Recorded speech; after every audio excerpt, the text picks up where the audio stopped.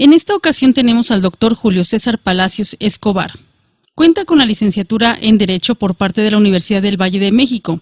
El doctor Julio César Palacios Escobar también cuenta con un diplomado Teoría del Delito del Centro de Estudios de Ciencias Jurídicas y Criminológicas. Tiene un diplomado de Procedimiento Penal Mexicano por el Centro de Estudios en Ciencias Jurídicas y Criminológicas. Además, tiene una especialidad en Derecho Penal por parte de la Universidad Nacional Autónoma de México. Tiene la maestría en Derecho Penal por parte del Instituto Nacional de Ciencias Penales, INACIPE. El doctor Julio César Palacios Escobar cuenta con la maestría en Derecho Procesal Penal del Centro de Estudios en Ciencias Jurídicas y Criminológicas. Cuenta con el doctorado en Derecho Penal en el Centro de Estudios en Ciencias Jurídicas y Criminológicas y también es presidente del Colegio de Abogados Carta Magna, que con el propósito de divulgar la epistemología jurídica mediante conferencias, cursos, talleres y además actividades académicas aplicando el estudio del positivismo jurídico, la sociología jurídica y la argumentación jurídica, realiza un gran trabajo en esta institución. Asimismo, imparte asesoría jurídica en todas las materias de derecho y asistiendo a denunciantes y víctimas en los procesos penales. Y el doctor Julio César Palacios Escobar participará con la conferencia magistral Bienes Jurídicos, Bienes Éticos, Salud, Trabajo y Libre Tránsito. Buenas tardes, mi nombre es Julio César Palacios Escobar, soy doctor en Derecho y estoy exponiendo para el primer Congreso Virtual Internacional de Radio Sofando. Mi tema esencialmente es la lucha de valores, es decir, el conflicto que existe entre los bienes jurídicos. Primero, quisiera definir lo que es un valor. Los valores fueron estudiados desde los tiempos remotos por los filósofos griegos y los filósofos romanos y se atribuía a las características que tenían las cosas o las personas en relación a la utilidad que se les daba. Primeramente, las cosas tenían un valor preponderante en las actividades que realizaban las personas. Por ejemplo, para un campesino, el valor preponderante eran sus bestias de trabajo, el caballo, el buey, el burro, la mula, sus arados, machetes, cuchillos. Y posteriormente, para las personas fueron atribuyéndosele ciertos valores.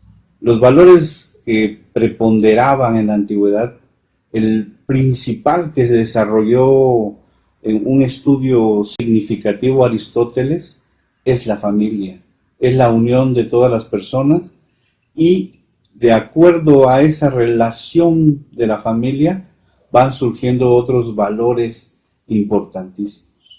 Primero tenemos que recordar que en el mundo antiguo la religión era la fuente fundamental de la familia y alrededor de la religión empezaron a surgir otras actividades, en este caso como el derecho, y otras actividades como la ética, el respeto. Si observamos nosotros las actividades jurídicas o judiciales de los antiguos como Roma o como Grecia, veremos que las actitudes ilícitas de las personas estaban encaminadas más a proteger a la familia. Y dentro de la familia existía la religión y existía el padre o la madre. En este caso, la mujer no tenía esa preponderancia como era el padre. La falta de respeto hacia el padre eran de los delitos más penados, más protegidos en esa antigüedad.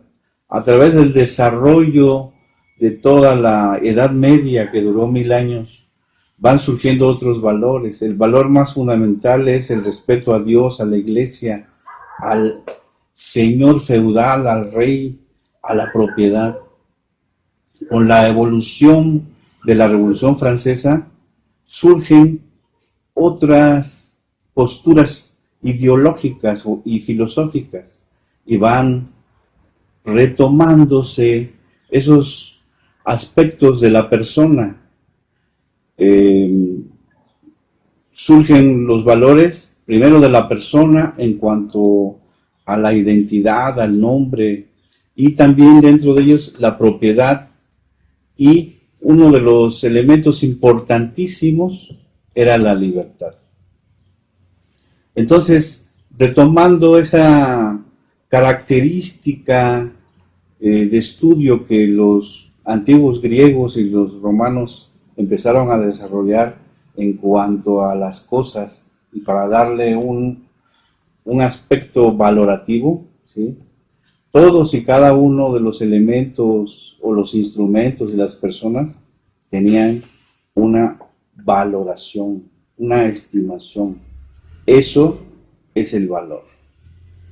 Existen infinidad de teorías al respecto, ¿sí? A mí la que más me ha gustado es una que planteaba un filósofo que llegó a ser papa que se llama Ratzinger y estudia valores que no se pueden ver. Hay valores materiales y valores que no se pueden ver. Esos valores también los retoma el derecho y son aspectos subjetivos. Uno de ellos es la moral, la ética. Esos valores como el respeto los estudiaba este filósofo Ratzinger y planteaba una polémica importantísima entre los aspectos intangibles o no visibles con los aspectos materiales. Recordemos que el derecho también defiende ese tipo de valores, como por ejemplo el honor, ¿sí? Con la evolución de los derechos humanos, cuando el Estado mexicano es obligado a reformar su constitución y establece el artículo 1 constitucional respecto de la dignidad de los seres humanos e incluye en toda la constitución un respeto hacia las personas. La dignidad es algo intangible, pero que se ha materializado en un orden jurídico como es el artículo 1 constitucional. Pero la evolución de esos derechos, como son los denominados derechos humanos, que defienden o protegen aspectos no materiales como es la dignidad, el honor, se han observado en diferentes legislaciones internacionales también, como es la Declaración Universal de los Derechos Humanos. Estos aspectos nos llevan a establecer el concepto, los elementos y la descripción de lo que es el valor. En el derecho, cuando las normas jurídicas empiezan a establecerse, en la antigüedad les faltaba ciertos elementos importantes a las normas jurídicas, sobre todo en el derecho penal, y la evolución de esos estudios durante la Edad Media por filósofos importantísimos nos van señalando que las normas jurídicas deben proteger algo de las personas, algo de los ciudadanos. Esa protección que se les da, ese valor de protección que se les da, en el derecho se van a llamar o se van a denominar bienes jurídicos. El bien jurídico o el valor más importante de los seres humanos es la vida. Y la vida se va a proteger prohibiendo a otras personas que le quiten la vida a otra persona. El homicidio es la palabra que prohíbe que se le prive de la vida a otra persona. También se establecen temas como el, el derecho de conservar la propiedad, y dentro de la propiedad el bien jurídico es precisamente ese concepto de la propiedad y la posesión. Delitos como el despojo o el robo están protegiendo este elemento. Y también a la persona en sí, en su aspecto físico y material, como las lesiones, se está protegiendo la integridad física. También la libertad sexual, eh, la violación, el abuso sexual, el acoso, son elementos que la ley está protegiendo para que la persona esté garantizada en un orden social. Entonces, tenemos que los valores son aquellos atributos que se les da a las personas o las cosas. Y esos valores traducidos o llevados al derecho se convierten en bienes jurídicos. Uno de los aspectos fundamentales de esta exposición era el análisis de esa lucha de valores, principalmente la salud. La salud es un bien jurídico que va a proteger el Estado, en este caso el Estado mexicano, pero también todos los estados del mundo que están integrados en una organización de las Naciones Unidas. Los tratados internacionales, como señalamos la Declaración Universal de los Derechos del Hombre y del Ciudadano, ¿sí?, establecen la protección a la salud de todos los seres humanos.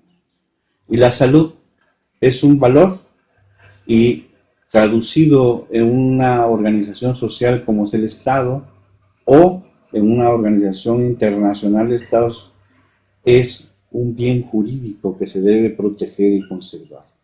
Aquí el tema es desde el surgimiento de esta enfermedad denominada el COVID-19, acaecida el 11 de marzo del 2020 en todo el mundo, porque la Organización Mundial de la Salud declaró como alerta a todos los estados integrantes de la Organización de las Naciones Unidas y los no integrantes que se trataba de una pandemia, una enfermedad que afectaba a todo el mundo, ¿sí?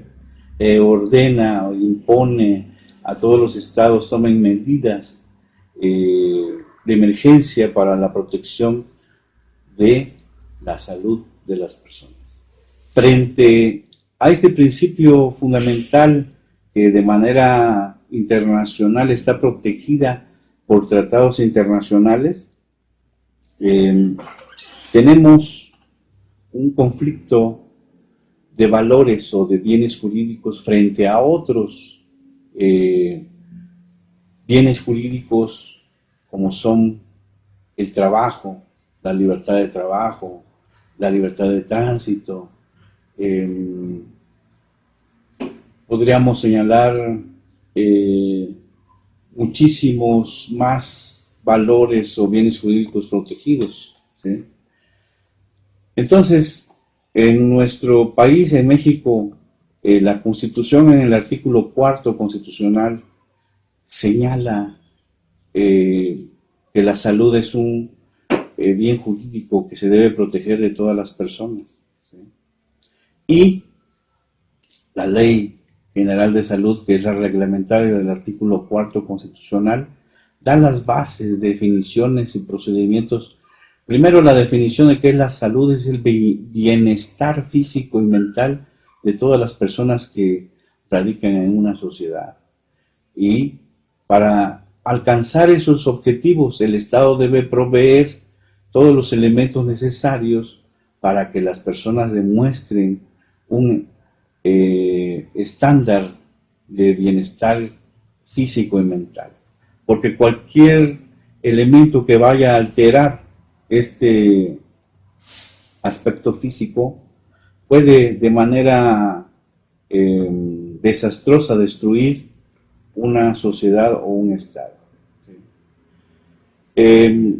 La Secretaría de Salud, en este caso, que es el órgano que va a ser encargado de desarrollar todas las medidas adecuadas para conservar la salud, empieza a proteger esos aspectos.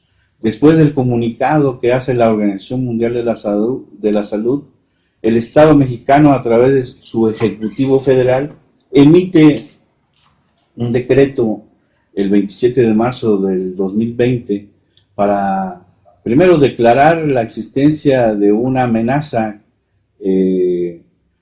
a la salud como es el COVID-19 y tomar las medidas preventivas necesarias para su ataque o para su prevención.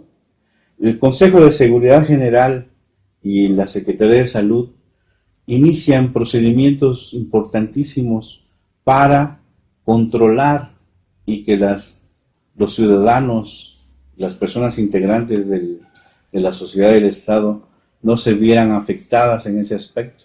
Y uno de los elementos preventivos es la suspensión de todo tipo de actividades no esenciales. Y empieza un conflicto de valores entre ese bien protegido que es el bien jurídico de la salud frente al desarrollo de actividades no esenciales. El Estado, en este caso el Ejecutivo Federal y los ejecutivos de todos los estados que integran nuestra federación, que es el Estado mexicano, son los que empiezan a tomar los aspectos de seguridad y prevención y interpretación de acuerdos y medidas sanitarias. Ellos son los que tienen que definir cuáles son las actividades esenciales que va a desarrollar una persona.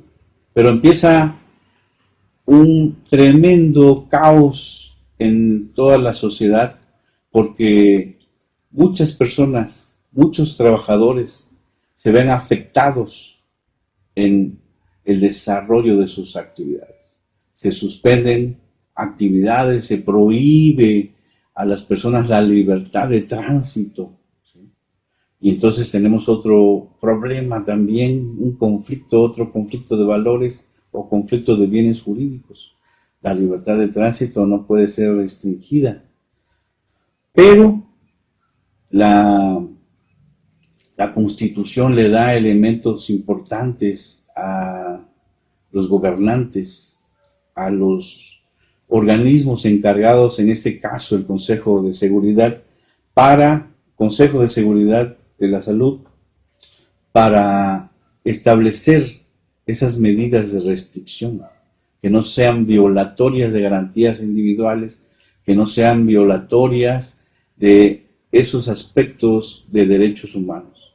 Tenemos la ponderación, que va a ser el elemento importante que ejerce, en este caso, los tribunales de carácter federal y locales en la relación de ver cuál es el valor más preponderante en esos aspectos.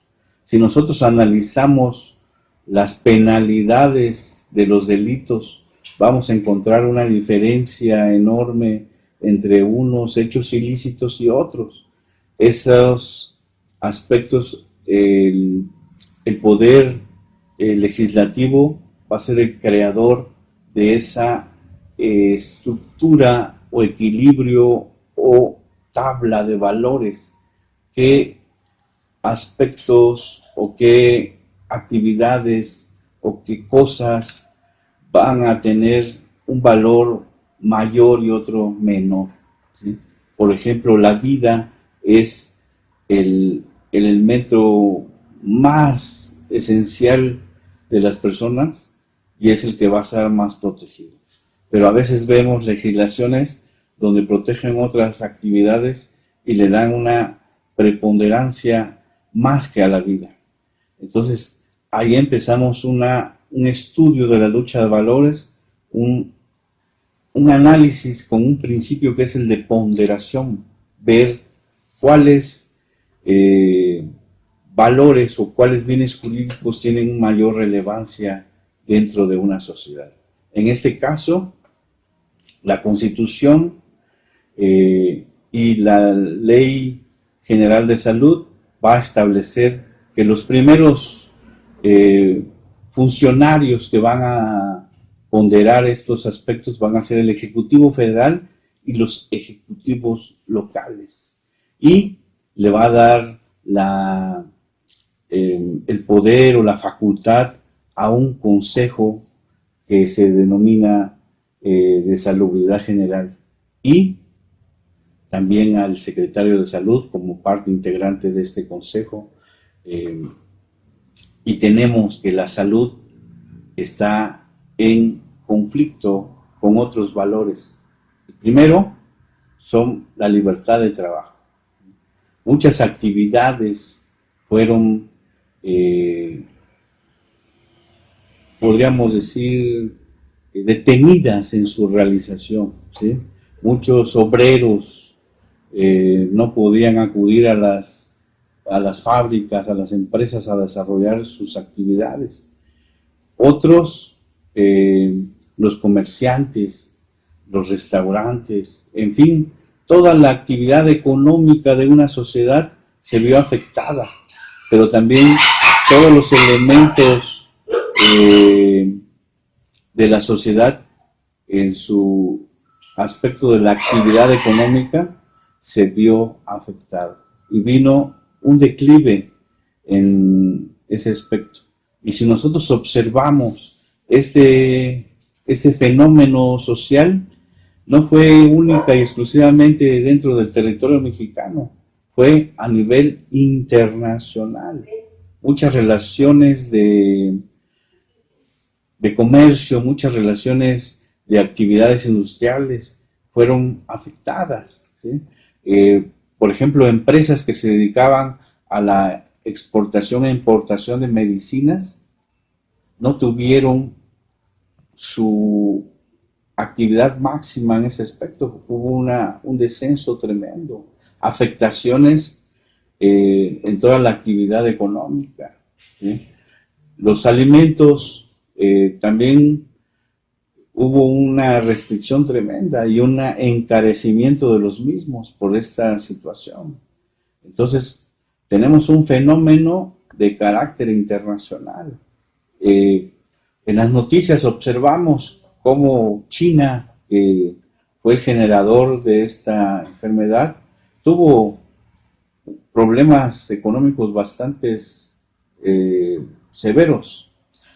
Europa se fue afectada. Veíamos en las noticias cómo la policía restringía la libertad de tránsito de las personas y les exigía mayores protecciones en sus aspectos físicos, como usar el cubrebocas, usar mascarillas, usar trajes especiales para prevenir enfermedades. Y fueron algunos países de Europa los más afectados.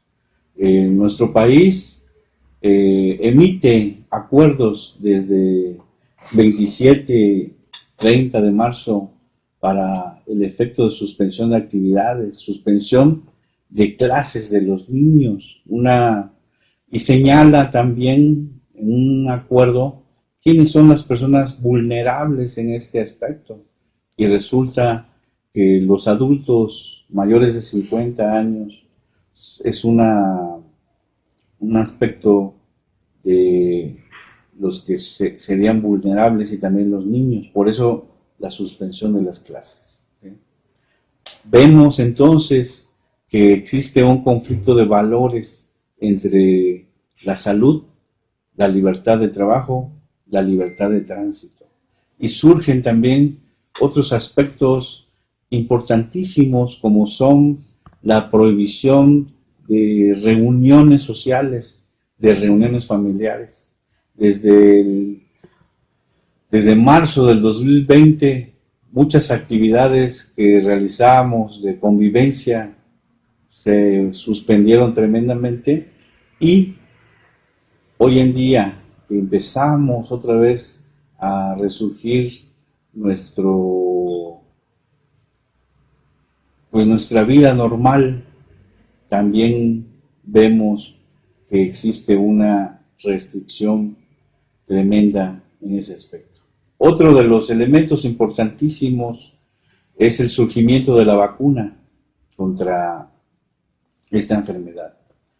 La obligación de las personas de acudir a vacunarse también podría considerarse también un conflicto de valores o un conflicto de bienes jurídicos, porque la persona que no esté consciente o esté de acuerdo con este aspecto de la vacuna podría afectar sus cuestiones ideológicas y sus cuestiones científicas. Sin embargo, el Estado tiene la facultad de tomar medidas preventivas y llevar hasta el grado de obligar a esta persona a través de medios administrativos o judiciales a la imposición de vacuna para la protección de los demás. Recordemos que el Estado tiene un elemento fundamental que es el bien común, y el bien común a veces afecta bienes jurídicos personales o bienes jurídicos individuales frente a la conservación de un bien común. Aquí el Estado está salvaguardando el bien común, que es el bienestar de todos los individuos integrantes de una sociedad para la conservación de la salud, que es el aspecto fundamental en este momento histórico que vive no solamente México, sino en todo el mundo. Sí, tenemos que este conflicto de valores o lucha de bienes jurídicos está resolviéndose a través de un principio que se denomina la ponderación. ¿Quiénes tienen la facultad de resolver este principio? Primero, a través del aspecto constitucional, del artículo 4 constitucional y su reglamentación, que es la Ley General de Salud, el Ejecutivo Federal y los ejecutivos locales o los gobernadores de los estados y el Consejo de Salubridad General. Ellos van a tomar las medidas necesarias para sobresaltar el derecho o el bien jurídico de la salud frente a los otros derechos que tienen los individuos, como es la libertad de trabajo, como es la libertad de tránsito, como es su libertad de decisión personal. Pero recordemos que uno de los elementos fundamentales del Estado, que es el bien común, va a estar por encima de los bienes jurídicos particulares o personales de cada individuo, ¿sí?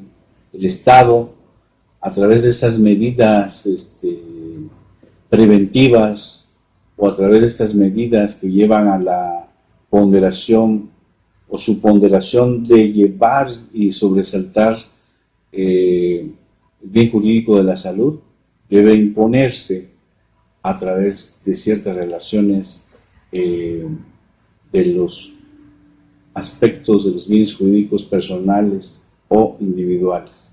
Sin embargo, tenemos un problema económico grandísimo que tal vez habría que resolverse en otro tema, que son los aspectos económicos.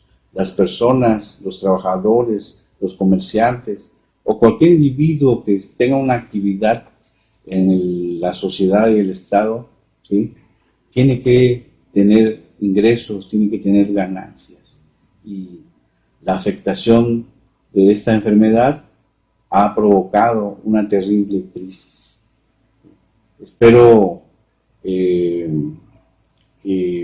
esta exposición traté de concretizarla en todos los aspectos para no llevar elementos muy confusos y precisarla en cuanto al concepto de valor concepto de bienes jurídicos y ponderar este elemento importantísimo que es la salud frente a la libertad de trabajo, a la libertad de tránsito y salvaguardando también el aspecto de la dignidad de las personas. Pero sobre todo, un elemento importantísimo del Estado, que es el bien común, que son la salud de todos frente a los aspectos personales o individuales.